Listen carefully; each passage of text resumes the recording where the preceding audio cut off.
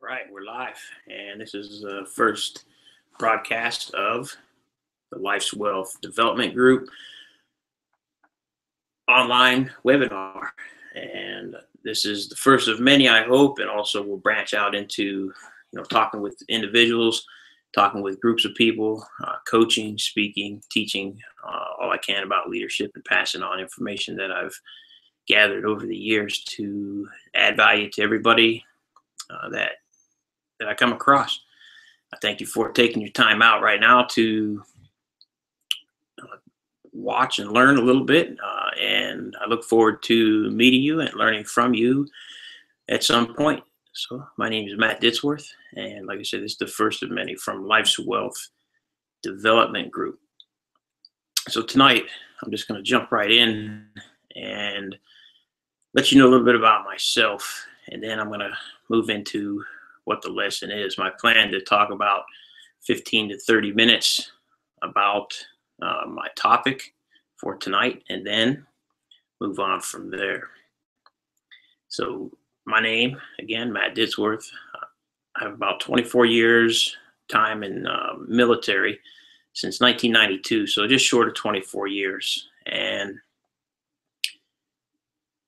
like I said, my goal is to add value to as many people as I can. I got a goal of 1 billion people, and that's going to take a lot of extra people to help me accomplish that goal.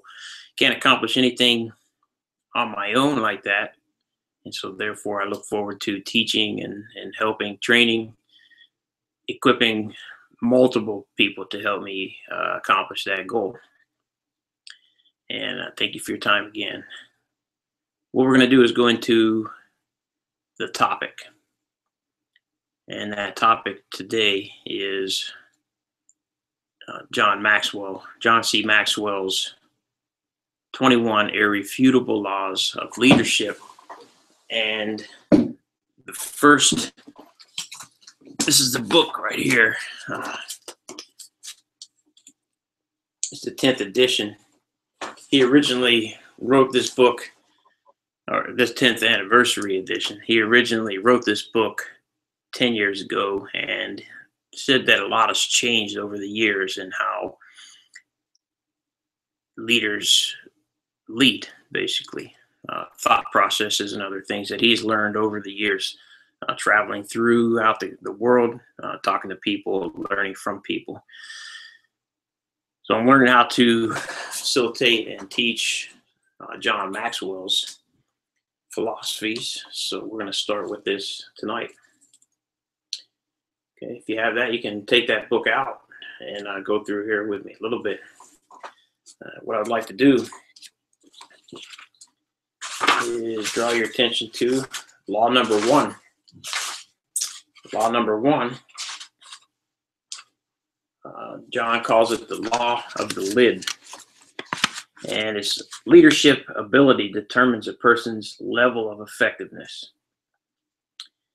And I'm going to go over a little bit of graph for you here to show you a little bit of what he means by that and what that means to you and how you can use that for developing your own leadership abilities. Before I do that, though, I'd like to read a little bit out of the book. The higher the individual's ability to lead, the higher the lid on his or her potential. So I want to tell you a story that's in this book. I'm going to paraphrase the story so that I don't take up a lot of time just telling the story. It's adding a little bit to the story that I originally heard about the McDonald brothers. So I'll start out with this. Let me tell you a story that illustrates the law of the lid. In 1930, 2 young brothers named Dick and Maurice moved from New Hampshire to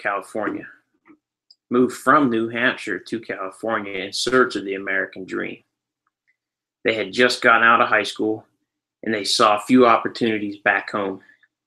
So they headed straight for Hollywood, where they eventually found jobs on a movie studio set. That's what they wanted to do. After a while, their entrepreneurial spirit, interest, and entertainment industry After a while, their entrepreneurial spirit and interest in the entertainment industry prompted them to open a theater in Glendale, which was a town about 5 miles northeast of Hollywood. Despite their efforts, basically that failed. In 4 years, they ran the theater. They weren't able to consistently generate enough money to pay $100 in rent every month. So what did they do? Their desire for success was so strong that they kept looking for better business opportunities. They finally opened up a small drive-in restaurant in Pasadena. So if you ever driven through Pasadena, it's right on the other side of LA. I've driven there a few times. People in Southern California had become very dependent on their cars. The culture was changing, and to accommodate that, they came up with this idea of having a drive-in restaurant. It was a phenomenon that sprang up in the 30s, and the culture loved it. They wanted a lot of people, or they wanted a lot of convenience, and that's what this brought them, was convenience. So rather than going in, just like driving up like you have now, Sonic is one of the main ones that comes to my mind on that one. Drive in, get your food, you can eat it there, or you can take it and leave out. Funny enough, they even have a drive-through at Sonic now. Anyways, this tiny drive-in restaurant was a great success, and they decided to move the operation to San Bernardino, a working class town about 50 miles east of Los Angeles. So as they did that, they started to make, basically they had a larger facility, and they built a larger facility and expanded their menu from hot dogs, fries, and shakes to include barbecue beef, pork sandwiches, hamburgers, and other items. Their business exploded. Annual sales reached $200,000. They were splitting $50,000 in profit every year. Today, maybe that doesn't sound like a lot, but $50,000 in 1930s was a lot of money. So they put them in the financial elite. In 1948, their institution told them that times were changed. Their intuition told them that times were changing. They made modifications to the restaurant business. They eliminated car hops and served walk-up customers. They also streamlined everything. They eliminated glassware, plates, metal utensils, switching everything over to plastic. So you can kind of see the start of the future there. The brothers' goals was to fill each customer's order within 30 seconds or less. So that was their new business model. So people walking up now, instead of driving up, and fill these orders within 30 seconds or less. So who were these brothers? Back in those days, you found out by driving a small restaurant on the East Street in San Bernardino. On the front of the small octagon building hung a neon sign that simply said, McDonald's hamburgers. Dick and Maurice McDonald had hit the great American jackpot, and the rest is history, right? Wrong. The McDonald's never went any further because their weak leadership put a lid on their ability to succeed. So basically what's being written here and talked about is that these guys had a great business model. They had a great way to satisfy customers. They were making a lot of money. But when they tried to expand, they weren't good at working with people. So they were limited on how much they could expand, how many people would be able to work for them based on their leadership ability. And that's the law of the lid. It goes on to talk about Ray Kroc coming in and partnering with these guys. Ray Kroc, though, his leadership ability was a lot higher. His lid was a lot higher, so to speak, and he was able to work with people a lot better. So the McDonald brothers had the idea of the systems, and Ray Kroc came in with the leadership ability, and now the rest is history. Ray Kroc bought the rights of the franchising from the McDonald brothers, and there now you see them every corner, every military base, everywhere you look in the world, you find a McDonald's. So that's success. Success is going to be based on your leadership.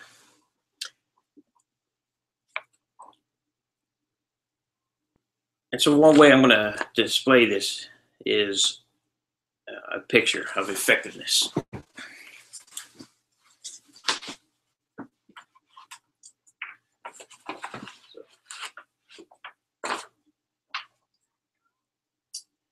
I have a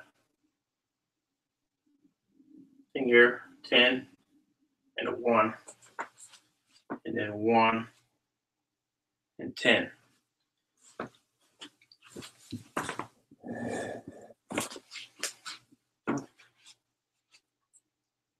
This is leadership.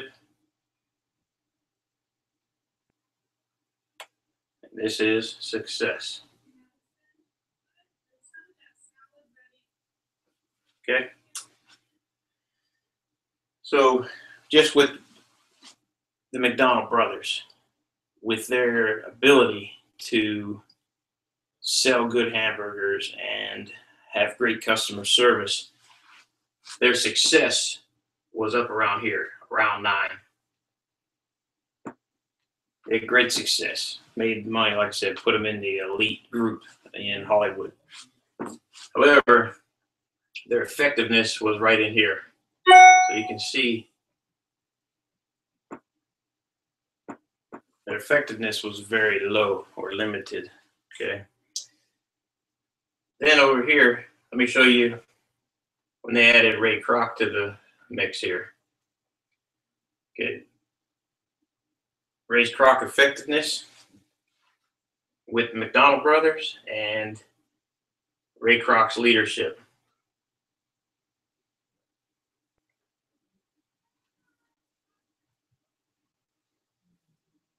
Okay, the dedication.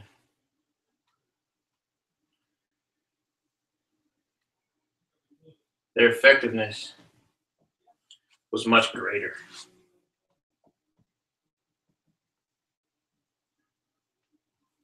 Okay. That illustrates the law of the lid.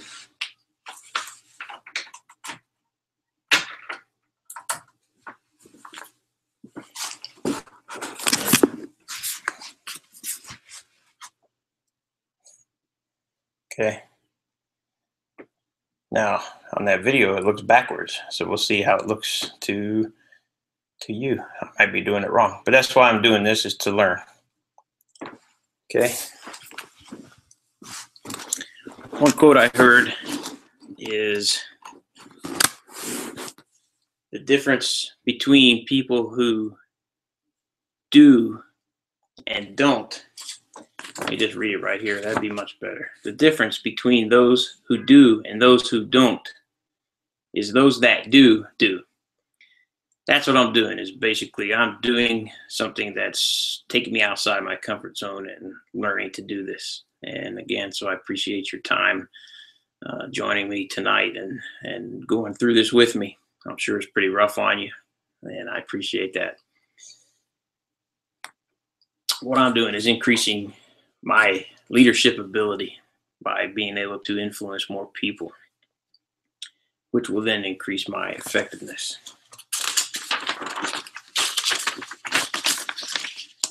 Whatever you can accomplish will be restricted or propelled by your ability to lead others. How do we live out the understanding of the law of the lid? One way that's in the book on how to live out the law of the lid, this is something that you can go to on your own, is to create a list here, and then you put your number next to it on what you rate yourself. What do you rate your character? 1 through 10. 10 being the best or the most character, 1 being the least. Character, charisma, commitment, communication, competence, courage, discernment, which is also known as judgment, focus, generosity, initiative, listening, passion, positive attitude, problem solving, relationships, responsibility, security, self-discipline, and servanthood, teachability, and vision. Basically, these are all leadership traits. These qualities or leadership qualities or traits will help you develop yourself.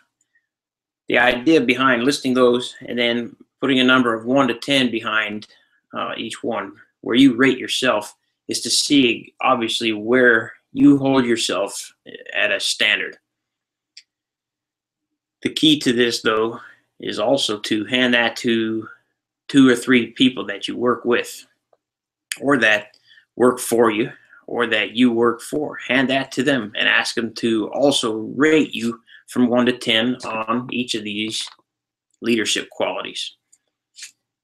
Get that back from them, and if they were honest, you'll see maybe there's a bit difference on how you rate yourself from 1 to 10 and how your peers rate you, how your boss rates you, and maybe your friends or family or coworkers, how they rate you. So you'll see a big difference in, or you might see a difference in how that is portrayed from 1 to 10. Sometimes you may think that you show great commitment at work. So you rate yourself maybe at an 8. And your workers or people that work with you or for you, or that you work for, maybe they rate you at about a 5.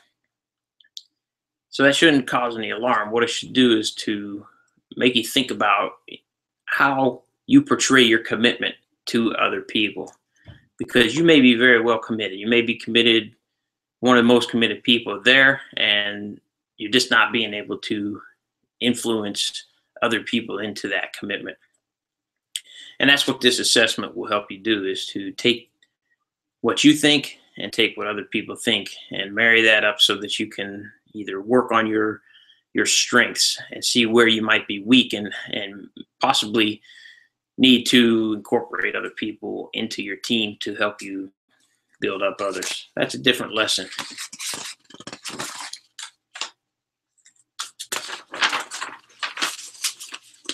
I do have a survey link. If you're interested, send me an email. I'll post my email down below here, and it is lifeswealthmd@gmail.com. So you can send me an email. Let me know what your email is, and I'll send you that survey. The survey would be about me, but it might give you an idea. So if you don't know me personally, you probably can't honestly do that survey to let me know how my leadership qualities are. But you certainly can write it down or copy it, make your own survey. It's free, surveymonkey.com. You can make your own surveys. So that's the law of the lid. That's what I'm going to cover tonight. Again, I appreciate your time. I appreciate you taking your own personal time out of very important events going on this evening, or whenever you might be watching this, and I appreciate it. I truly do. If you have any questions, please feel free to email me at lifeswealthmd@gmail.com, which I'll put below, and I will get back to you as soon as possible on that. So what I'm going to do is go on here a little bit and see what kind of other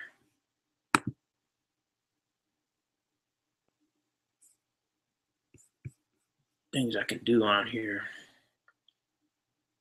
I got a question and answer piece. Let's see, that's disabled. How about chat?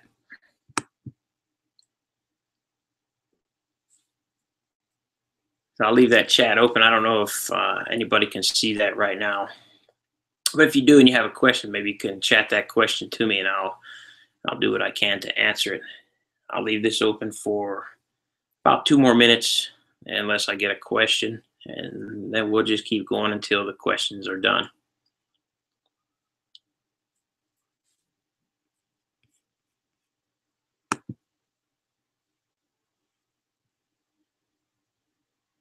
So I'm just going to shut the video off just for a minute.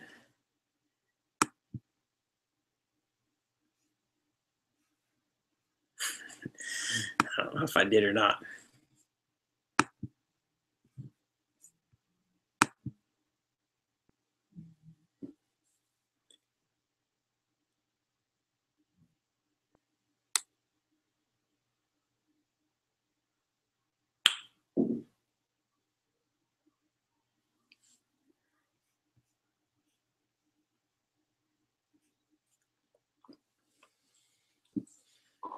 So while I wait, I just again want to thank you for your time, and I appreciate being able to take this time to talk to you about leadership and the law of the lid. It helps me to really learn and appreciate what it's like to talk to a video like this, and then now just the audio part. It's one of those things that I want to work on for myself, because the better I get at it and the better that I become at leadership and leading people, the more effective I can be, like we talked about tonight. Like I said, my goal over the next 20 years is to help 1 billion people. And so that's what I'm in the process now of figuring out how to make that more smart, a smart goal, smart, specific, measurable, attainable, realistic, timely. Then there's always the S at the end of that, smarts. Sacrifice. What am I willing to sacrifice? So we'll have to see what's going on. And I appreciate your time. I didn't get any questions, so what I'll do is just close this up. I'll announce it. But for now, you can look for next Thursday at 7 o'clock p.m. Pacific Standard Time for a live broadcast. And I'll see you then. My email is lifeswealthmd@gmail.com. Thank you. Have a great evening.